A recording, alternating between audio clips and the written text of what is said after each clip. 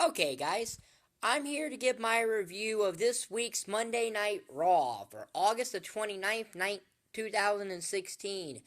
And, honestly, in my opinion, other than the finish is what saved this Raw from being, not good. The finish takes it from somewhat mediocre to average in a way because of the overall finish to the show. But, and I'll explain that. But we open up with the four participants for the Universal Championship match. They're in the ring. But before that, Stephanie McMahon somehow says that this match is to crown the first ever Universal Champion.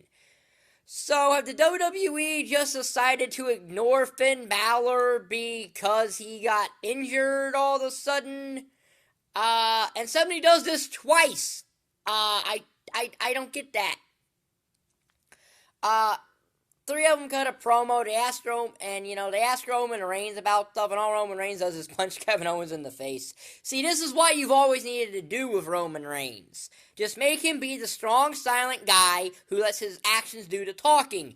Not have him talking about not have him talking about beanstalks and suffering succotash and all that, because he's not a Looney Tune. He's not a Looney Tune who can make that stuff funny. He's a guy he's not The Rock either who could make that funny. So, the first opening match was the first match tonight was Chris Jericho versus Neville in a good match. I'm not going to say it wasn't. This is one of the highs of Raw. Good match. Neville lost to the Lion Tamer, not the Walls of Jericho, the Lion Tamer. I don't know why the WWE does not want that to be called ever the Lion Tamer, but that's what this was, because it was the Lion Tamer of WCW. I guess Neville is just chilling his heels till September 19th when the Cruiserweights come up, and he can face Kota Ibushi for the Cruiserweight Championship. Because I'm guessing that's what the first Cruiserweight Championship match is going to be, is Neville versus Kota Ibushi, if Kota Ibushi wins the Cruiserweight Classic, which I imagine he will. But if they don't sign him, who really knows what's going to happen? We had three kind of squash matches. Two that were technically squashes, and one that, for all intents and purposes, was, even though there was offense in it by the other guy. And Braun Strowman and Nia Jax are still having squash matches. Nia Jax against some girl I don't understand with a Asian-sounding name who's from Houston, Texas. I think her name, they said, was Hyon. I don't really care. Nia Jax won. Can we get Nia Jax a new opponent? An actual opponent? I don't really care who at this point. You got Summer Rae and Alicia Fox down here chilling. Why don't you actually put them into something with Nia Jax? I know they're both heels right now, but does that matter? You could sign someone. You could sign one of your past divas or women, since you're bringing back nostalgia acts. I'll get into that with my SmackDown review. Look, even if you brought Trish Stratus back to feud with Nia Jax, I don't care. It would be something that's not her squashing people. Same thing with Braun Strowman. At this point, I don't even care. He can face Gillberg for all I care. It would at least be something. It would at least be something that's not a job. It would at least be not a, it would at least not be a local talent. I know Gillberg probably would lose, but still, I'd even take that, because that's at least a real wrestler who actually does technically have a light heavyweight championship to his credit. Still stupid, but I take him at this point, facing Braun Strowman. And the third was Sami Zayn versus Jinder Mahal. And the WWE continues to hinder Jinder because it's like he never left, because he's back to where he was when he was in 3B, doing nothing but jobbing. He beat Heath Slater in 4 seconds, but Then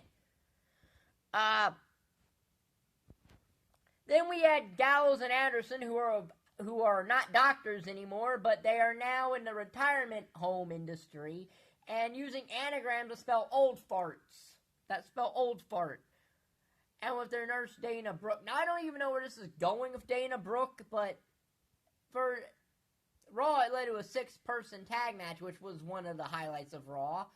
Not that it was a great match, but it was a good 6-person tag. Dana Brooke is still too green to be on the main roster and should have been left in NXT. Now, I know a lot of this is because Emma was injured. And by the way, whenever Emma comes back, I don't really care where she goes because I think she can help both divisions. But I know she was brought up to do the thing with Emma she was doing down in NXT, and then Emma got hurt, so they hot shot her to Charlotte. Now I don't even know what to think about her being here with the club, but New Day and Bayley win when Bayley hits the belly to Bayley or whatever her belly to belly is. So yeah, there really wasn't that other much to happen on this show that's noteworthy, because I'm trying to do match by match sometimes, but sometimes it's not worth match by match. Because the match before the main event is insanely meaningless, as it was Darren Young facing Titus O'Neil in a match that really doesn't need to happen. Darren Young won, and then Titus beat up him and Bob Backlund. Main event, went through 2 commercial breaks, was the Universal Championship Fatal 4-Way. Seth Rollins, Kevin Owens, Big Cass, and Roman Reigns. Good match here.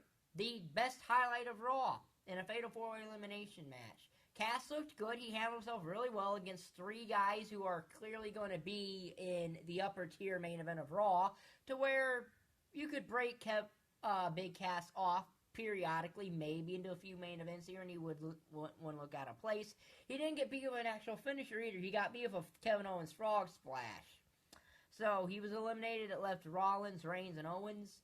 And for the most part, Owens is chilling outside, and it's Rollins and Reigns for a while, and that's where you start thinking that maybe Reigns is going to do this. And then, when Reigns spears Rollins on the floor or something like that, and throws Rollins into the ring, or tries to spear him, or gets set up for something, Triple H comes out of the crowd and pedigrees Roman Reigns on the floor. He throws Roman Reigns into the ring. Seth pins Roman 1, 2, 3, and then you're thinking, okay, Triple H is going to help Rollins become the Universal Champion. But no, did Vince Russo write this? Because Swerve, Triple H turns on Seth Rollins. Now, I saw that coming.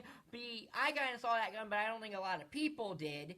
But Triple H pedigrees Rollins, and Kevin Owens wins the Universal Championship with the help of Triple H. I don't really mind he didn't win clean, because heels don't win clean, except for AJ Styles when he beat up John Cena at SummerSlam. But heels don't win clean. Heels don't win clean a lot. This isn't the era when they did that. So I'm curious to know where the WWE is going to go from here, though. I'm guessing Seth Rollins is going to be face against Owens at Clash of Champions, but who really knows where they could go? Rollins could go into Clash of Champions face Triple H, which would be stupid, because I think you should save that match for at least Survivor Series or WrestleMania. But I think the WrestleMania match has sailed. But I don't think it should happen in Clash of Champions. You also could do Triple H to this to set up what he really wants for Clash of Champions, which is the NXT champion to face the Universal champion, the NXT tag champs to face the New Day, and Asuka to face Charlotte. So, because in my opinion, Clash of Champions work much better. I know it says every Raw title will be defended, but Clash of Champions will work better if Nakamura fought Owens, Revival fought New Day, and Asuka fought Charlotte in a champion showcase of NXT versus Raw, just to see just as a one-time deal to see how these people can get on the main roster. And I know that Nakamura and Owens would probably be a far better internet fan wet dream than most things the WWE is going to pull out for whatever Kevin Owens does at Clash of Champions. So the finish of this show was in a great city. But again, a lot of this show was mediocre filler, so this show really wasn't that great. And I'm not going to overhype it because the finish was so good saying it was a great Raw. It wasn't. Raw still not put on a really, truly great Raw since the brand split. This was the second best in a month. But again, it was a good show. It was a mediocre show with an amazing finish, so that brings it up from mediocre to average, in my opinion. I do think it probably was better than SmackDown, because I think it had a better finish than SmackDown, so that's at least going to give it but I think SmackDown had better progression towards its pay-per-view. Which, granted, Raw probably has to do his Universal Championship match and then build a Clash of Champions due to the Finn Balor injury, so I'll let that pass. But I'll touch on us on SmackDown. We know at least 4 comes after SmackDown. We know 4 matches for Backlash at least. And depending how they do the tag tournament, could be more. But yeah, that's my review of this week's Raw. If you liked the video, like button is down there, subscribe button is down there, and thank you for watching. Bye.